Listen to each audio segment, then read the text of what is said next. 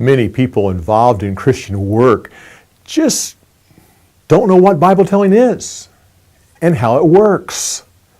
I've had some say, "Oh, yeah, I use Bible telling. I add stories to my sermons all the time."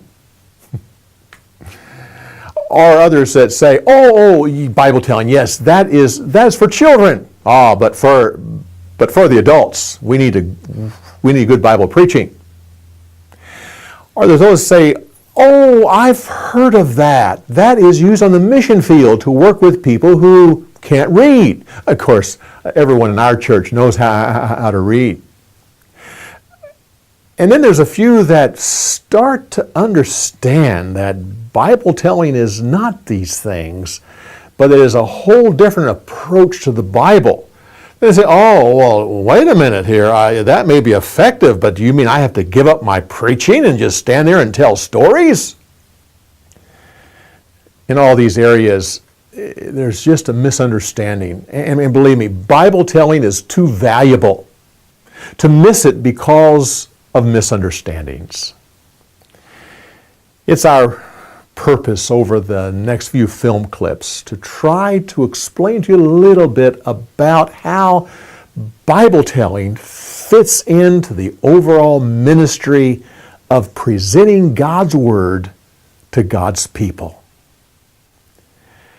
Let me start by illustrating it this way. Let's picture the Bible as having several rooms.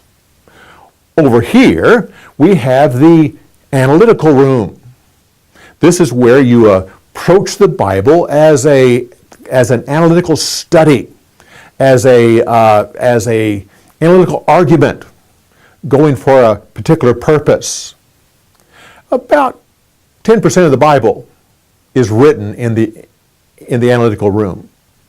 Here, and I place it here because this is where I'm sitting, we have the story room.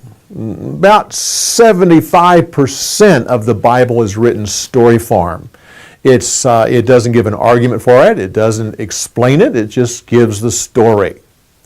Over there, you have the music room. By the way, about 75% of the Bible is in story form. Over there is the music room, and you have the Psalms, and you have the Song of Solomon, the Song of Moses, Song of Miriam, Song of Deborah, the various other ones. And they approach it. Now, over there is the poetry room. Now, most of the minor prophets are written in the poetry format. There's even a drama room. If you take the music, the poetry, and the drama, that makes up about 15% of the Bible. So when you teach the Bible, you have a lot of variety. You're not stuck just in one room. The Bible's written in these different formats, and they can be presented in each of these formats. You can present the epistles and the areas that is an analytical argument as an outline and teach towards a particular destination.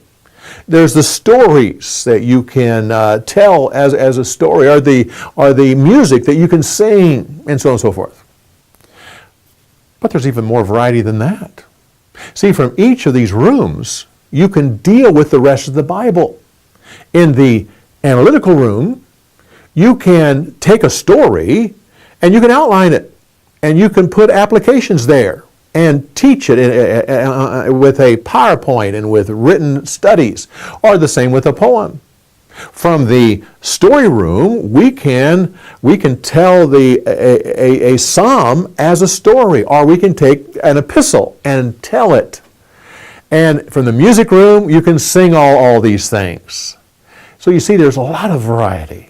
Not only can you go to each of the rooms, but from each room, you can talk about the other areas. The Bible is a wonderful book that is fascinating and should always be interesting as you deal with these different areas. Now, in the next few film clips, we want to mainly deal a little bit about the analytical room, but mostly about the story room. There's a lot of people who are expert at the analytical approach to things, but very few who really have mastered the story viewpoint, the story Bible-telling room. So come back as we continue on talking about these rooms of the Bible.